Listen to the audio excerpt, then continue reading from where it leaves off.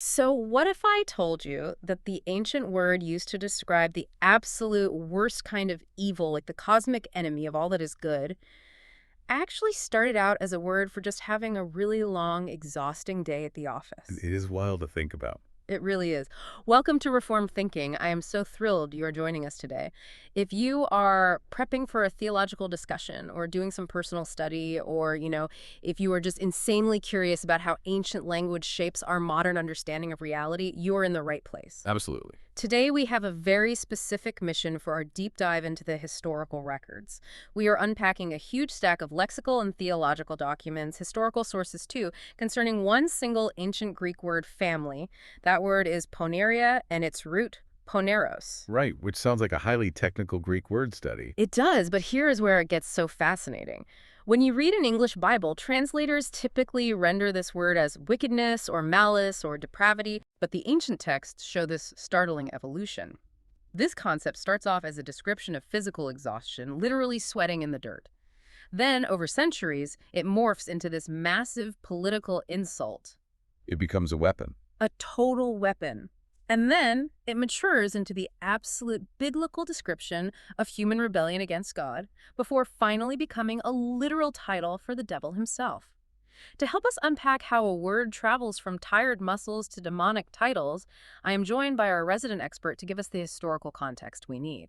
I am so glad to be here. So let's dig into this. We are looking at a word with massive cultural baggage, but where does the story actually begin in the historical record? Well, we begin in the dirt, quite literally.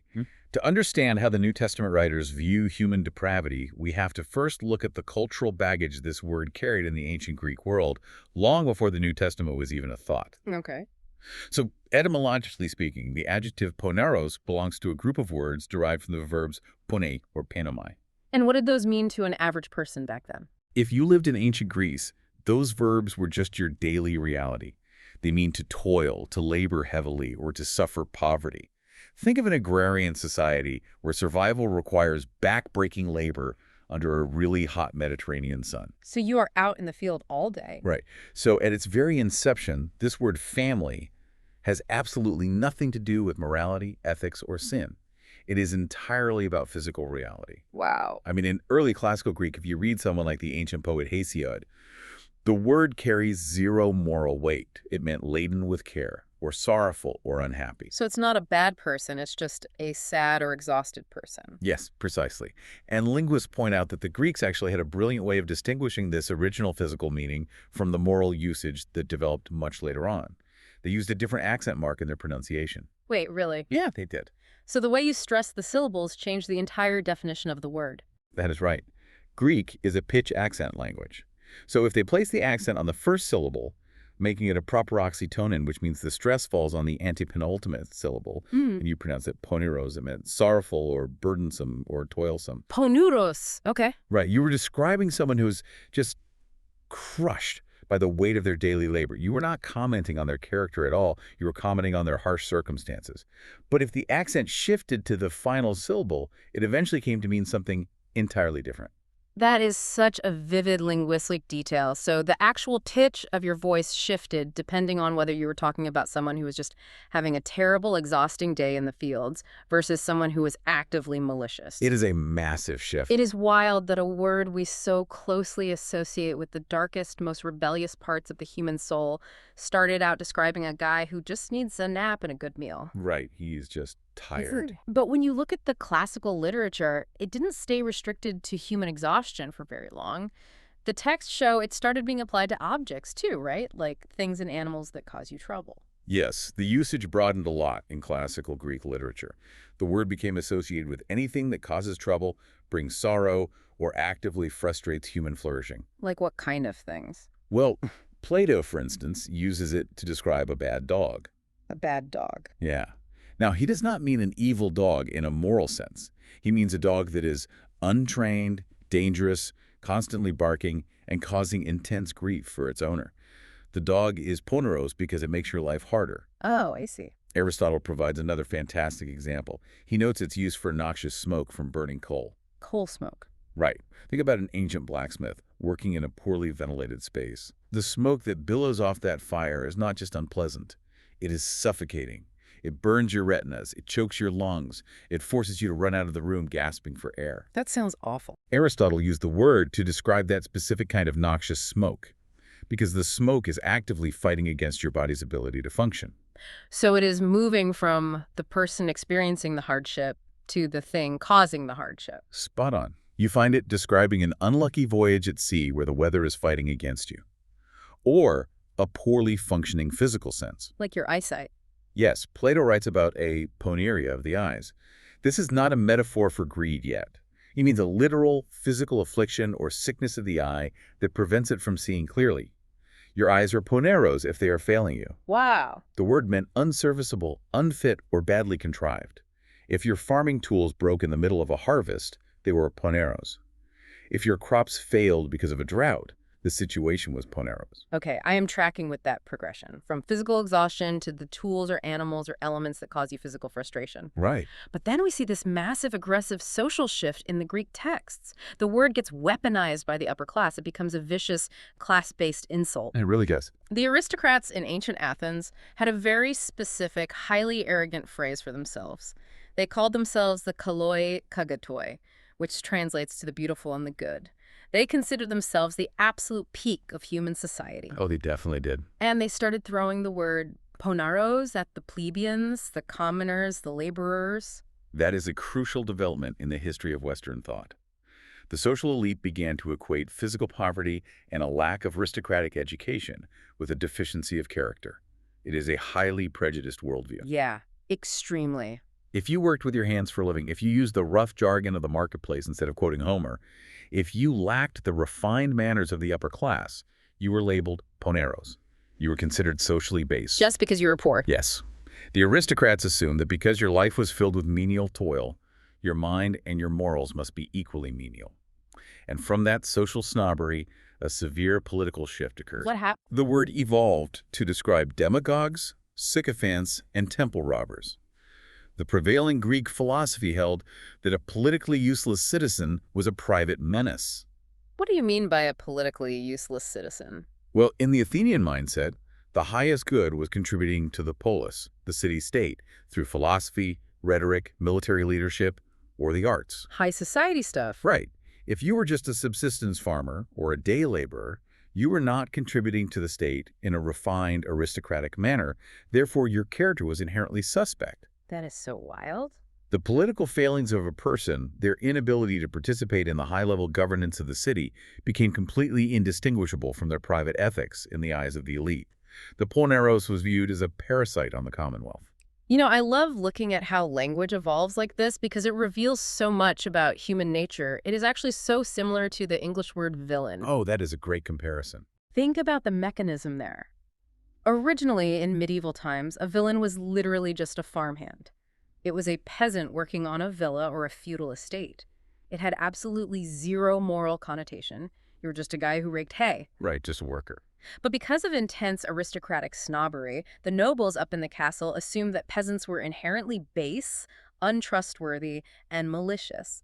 They looked down from the walls and thought, those dirty people down there must have dirty souls. Yeah, that's it. So over centuries of usage, villain morphed into our definitive word for a malicious, evil antagonist. The exact same sociological mechanism happened in ancient Greece with poneros.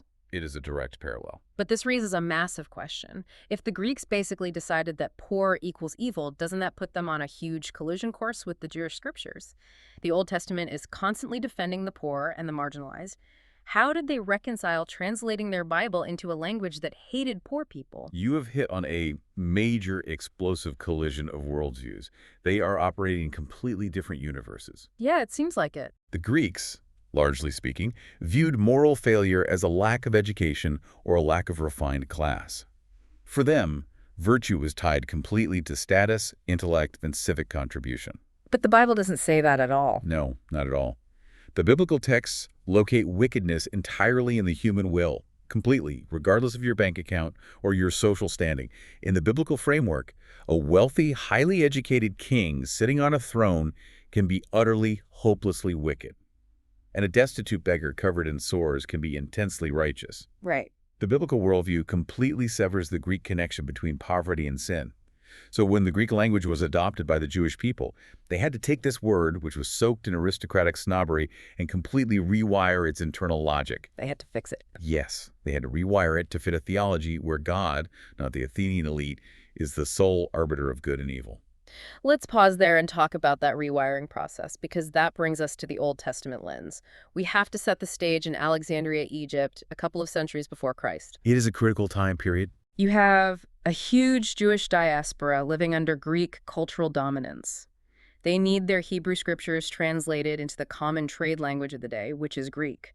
This translation effort becomes known as the Septuagint. Right, the Greek Old Testament. Tradition says 70 scholars took on this monumental task. But think about the philosophical minefield they had to walk across. They are taking ancient covenantal Hebrew concepts and trying to pour them into Greek containers. It was not easy. When it came to translating the Hebrew words for evil, specifically raw and ra, they chose poneria and poneros.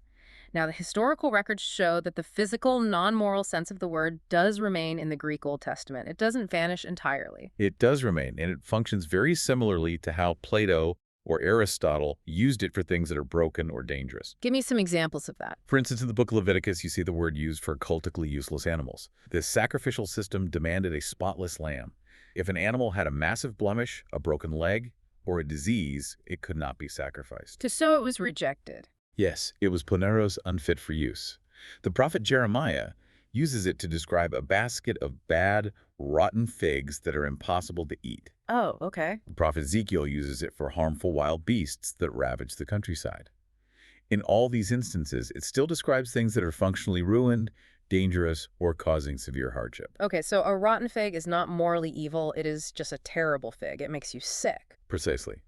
And the Septuagint also retains the sense of describing misfortune or disaster, but the translators give it a radical theological twist. How so? The text uses this Greek word to describe the massive calamity or disaster brought about by God himself. This is what theologians sometimes call God's alien work of judgment. Okay, that sounds intense. It is.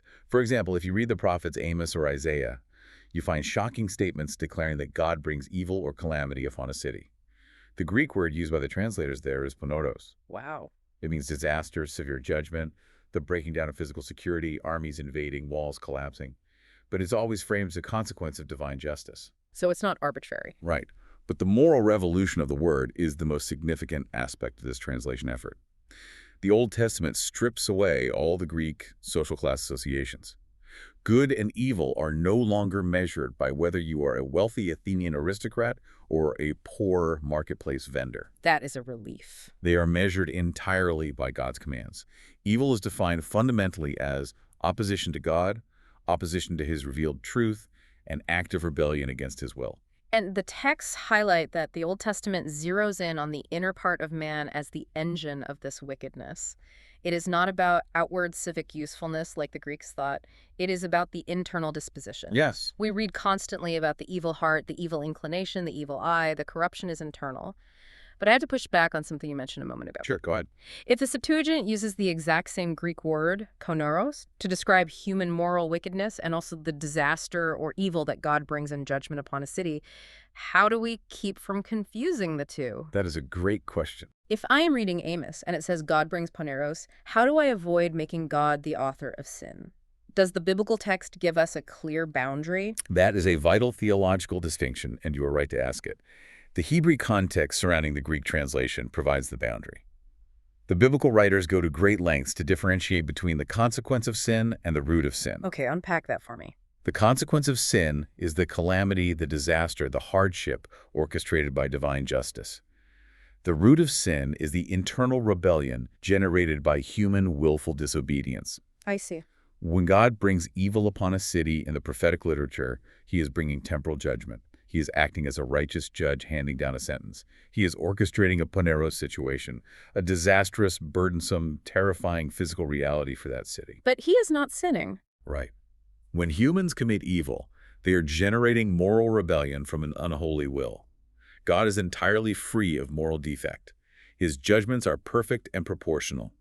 Human wickedness, however, stems from a corrupted will that is willfully turned away from the Creator.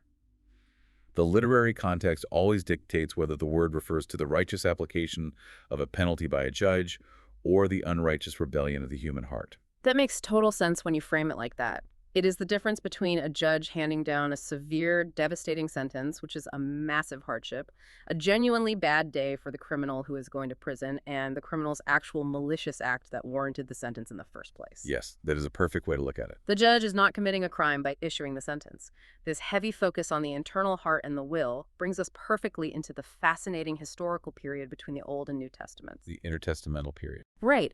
If human beings have this internal gravity constantly pulling them toward rebellion, the Jewish writers in the centuries just before Jesus arrives start to ask massive questions about how that gravity works. They intensify this focus on the internal human will, and they also introduce a heavy focus on the influence of the spiritual realm. The intertestamental period is incredibly rich for linguistic and theological development. If we look at the Dead Sea Scrolls, specifically the documents recovered from the Qumran community, we see a fascinating shift. Tell us about Qumran. For context, the Qumran community was a strict, ascetic Jewish sect living out in the harsh desert near the Dead Sea. They separated themselves from mainstream society because they believed the temple in Jerusalem was corrupted. So they were very isolated. Very isolated. When you read their texts, you see them radicalizing the law. Their documents demand that members keep away from all evil and cleave entirely to all good. They frame Ponēria not just as a sequence of bad actions you might do on a Tuesday, but as a complete, totalizing disposition of the soul. A comprehensive view of human nature. Yes.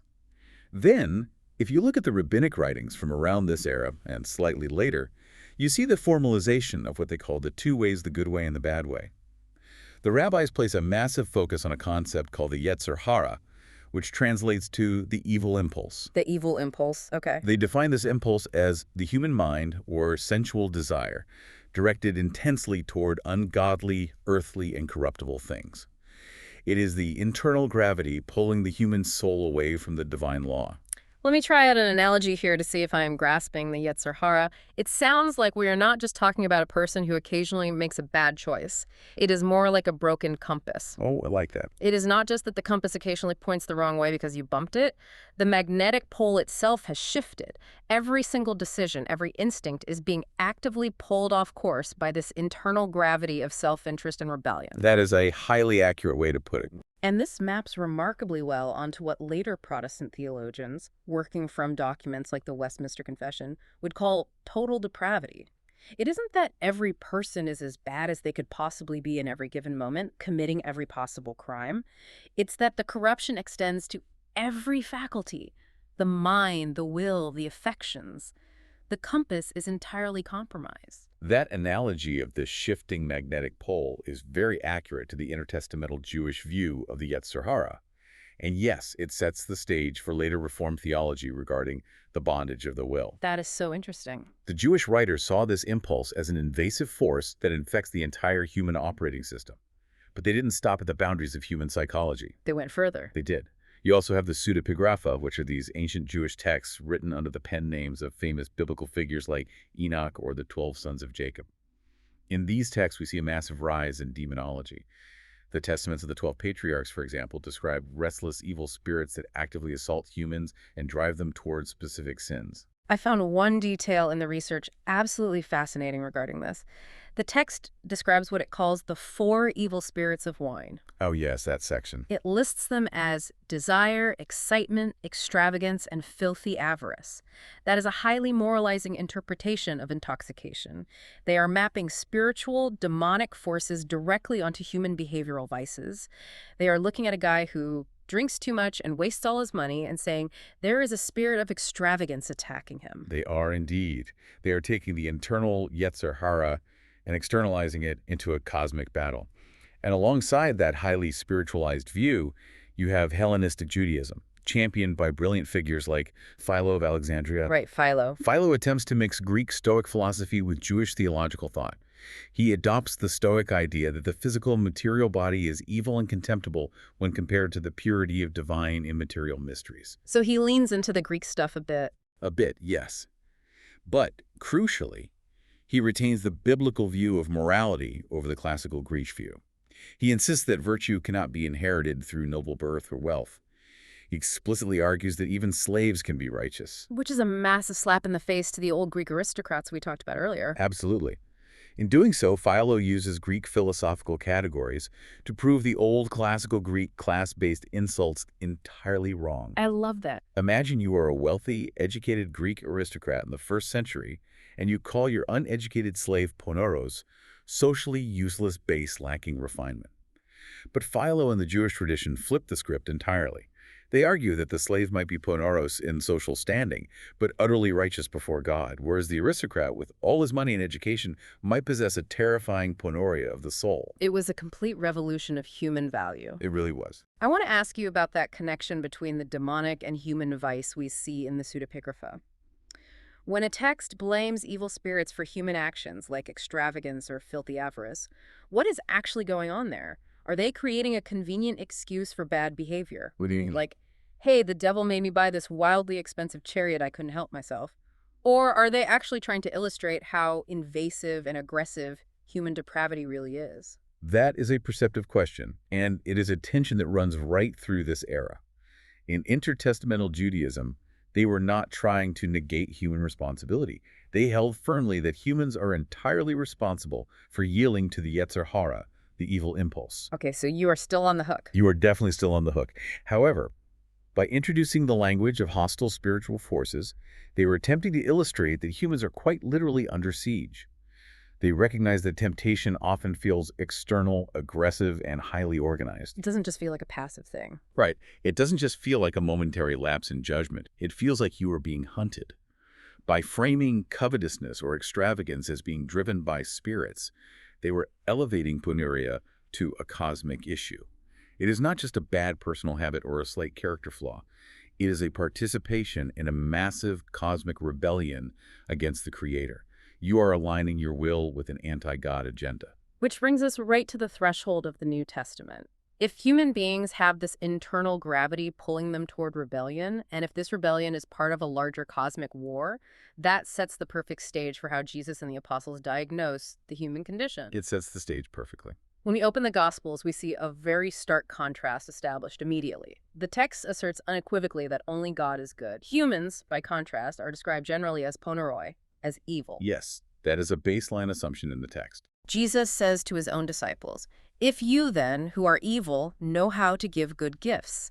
There is absolutely no flattering of human nature in these texts. And when Jesus confronts the religious elite of his day, the Pharisees, he calls them an evil generation. Yes, and the specific nature of their wickedness is highly revealing, especially when we consider the reformed understanding of the will. Their poneria consists specifically of their obstinacy. Their stubbornness. Right. It is their firm, calculated decision against God's living word and his explicit offer of salvation standing right in front of them. It is not that they are breaking civic laws. They are highly educated, they are socially elite, they keep the Sabbath, they tithe their spices. They look like great guys. In the eyes of the classical Greeks, they might have been considered excellent citizens. But their evil is a resolute hardening of the will against divine revelation. Their compass is pointing aggressively away from the truth. This internal hidden focus is debated heavily in a specific phrase used by Jesus in Matthew chapter 6 and Luke chapter 11. The phrase is the evil eye. The historical commentaries detail a massive interpretive debate regarding what this phrase actually means in its original context. Does it mean a physically sick eye or a morally covetous eye? I love digging into these interpretive debates because it forces us to look at how language actually functions. Scholars lay out 5 really solid arguments for the idea that Jesus is just talking about physical sickness, remembering that Plato used poneria to describe actual eye disease. Right, medical usage. First, the physical body is explicitly mentioned in the passage. Jesus says the eye is the lamp of the body. Second, there is a contrast drawn between internal light and external light, which sounds like biological vision. Third, the classical medical usage of the word supports a physical ailment. It seems like a very strong logical case that Jesus is just giving a biological metaphor about having healthy vision versus being physically blind. It sounds very convincing on the surface. But why would Jesus suddenly give a medical lecture on optometry in the middle of the Sermon on the Mount, which is entirely about money, anxiety, and trusting God? The mechanism here isn't biological blindness. The counterarguments show that the Hebrew idiom strongly supports the evil eye, meaning a stingy, greedy, or envious gaze. The Hebrew idiom is the deciding factor for the vast majority of scholars, and you are right to point out the immediate context of the Sermon on the Mount. In the Old Testament, specifically in Deuteronomy and Proverbs, and in later rabbinic literature, having an evil eye is a well-known, established cultural idiom for being a miser, for being greedy, or for looking upon the wealth of others with bitter envy. It is a known phrase. Very well known. While the Greek word poneros could technically mean a diseased physical eye in a medical textbook, the cultural context of a Jewish rabbi speaking to a Jewish audience demands the idiomatic meaning. The eye is the lamp of the body, and if your eye is greedy, if it looks at resources with an envious, hoarding mindset, your entire inner life is filled with darkness. Let's unpack the mechanism of this with an analogy to make it crystal clear. Think of a miser sitting at a table in a restaurant, scrutinizing a bill down to the last penny, making sure he does not tip a single fraction of a % more than is legally required. Okay, I can picture that. His physical retinas and corneas are functioning perfectly.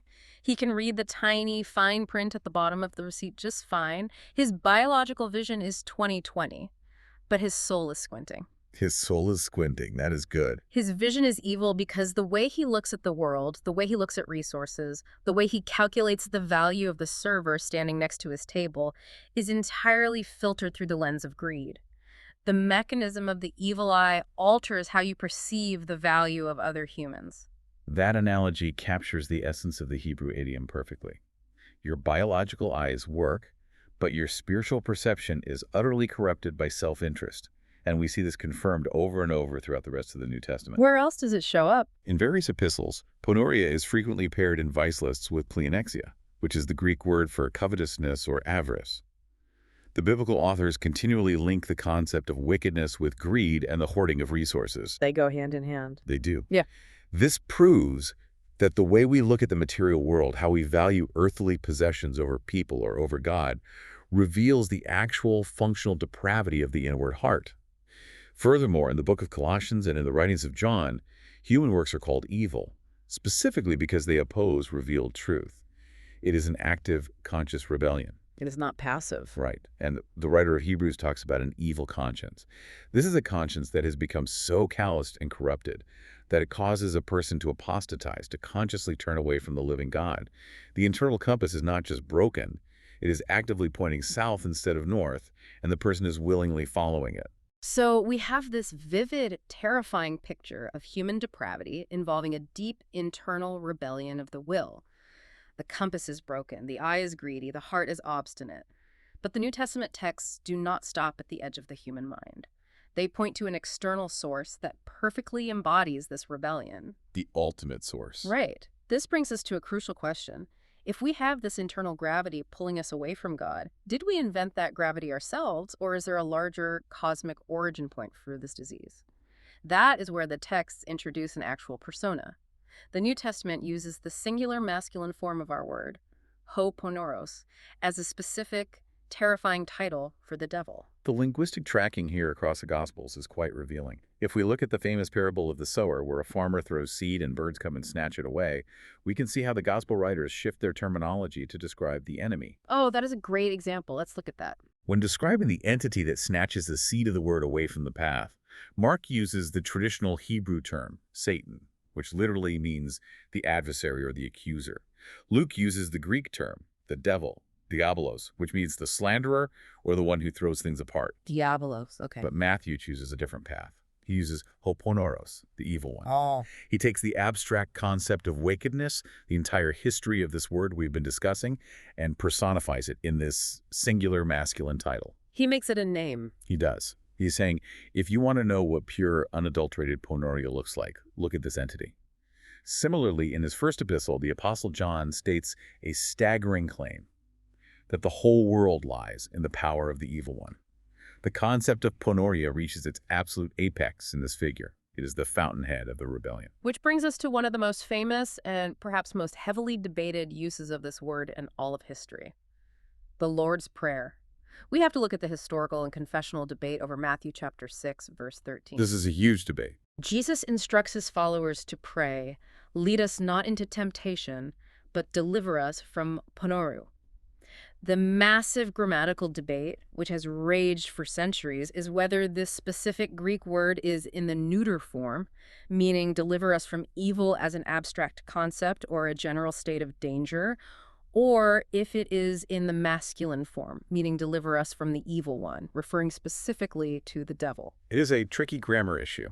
Because in the genitive case, in Greek, the masculine and the neuter look identical. You can't tell just by looking at the spelling. No, you really can't. It is a grammatical ambiguity that has literally split the church historically. How so? Well, the Eastern Church has traditionally leaned heavily toward the masculine interpretation.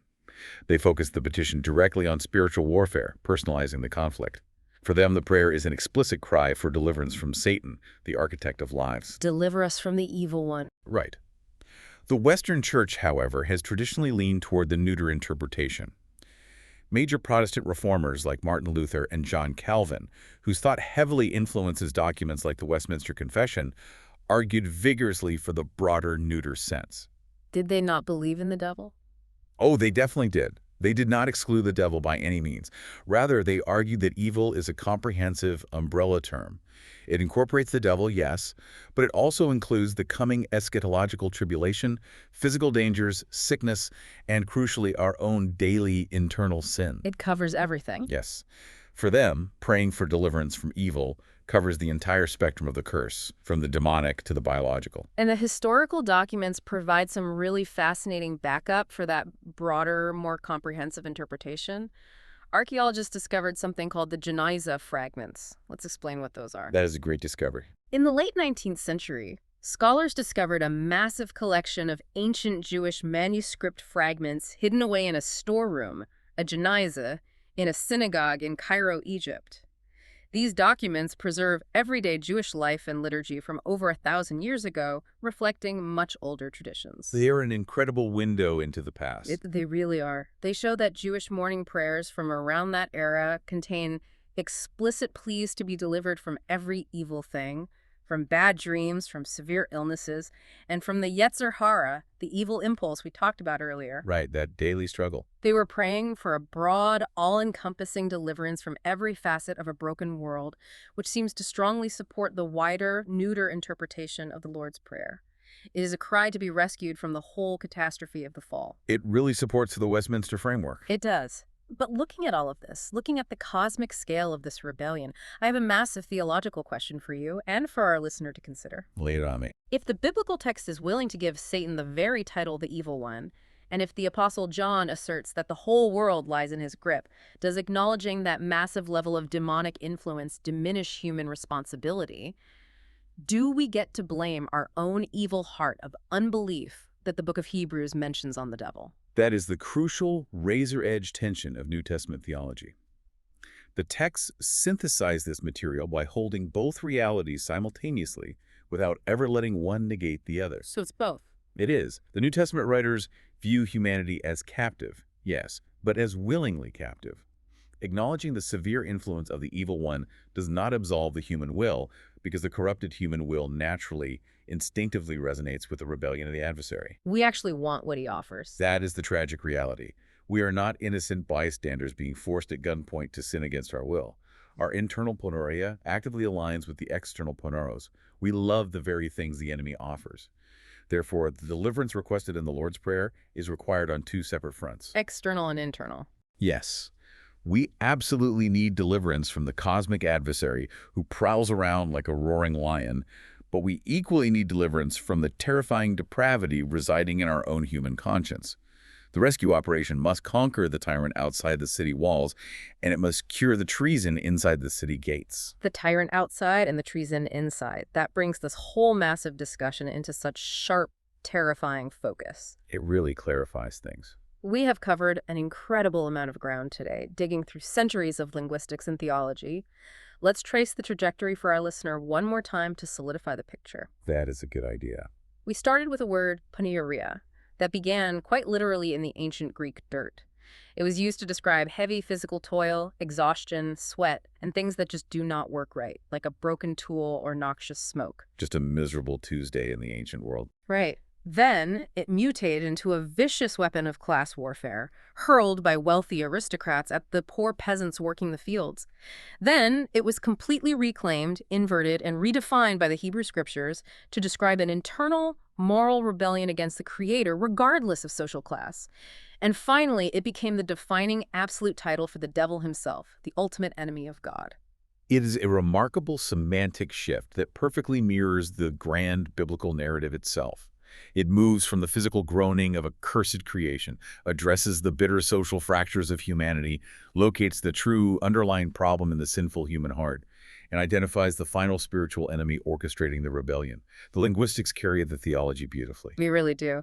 And as we wrap up this deep dive, I want to leave you with a final thought to mull over, something that bridges the gap between the dirt and the theology. If the root of the word for our deepest, most severe moral guilt before God, poneria, is the exact same root as the word for our heaviest physical suffering, our sweat, and our daily toil, poneros, then a true rescue operation from heaven could not stop at only forgiving our bad behavior. Right, it has to go deeper. It could not just be a legal transaction. It would have to reach all the way down into the dirt to cure our physical suffering, to wipe away our exhaustion, and to heal our physical sorrow as well. Deliverance from evil means deliverance from the whole broken system. Thank you so much for joining us today. We look forward to having you with us next time on Reform Thinking.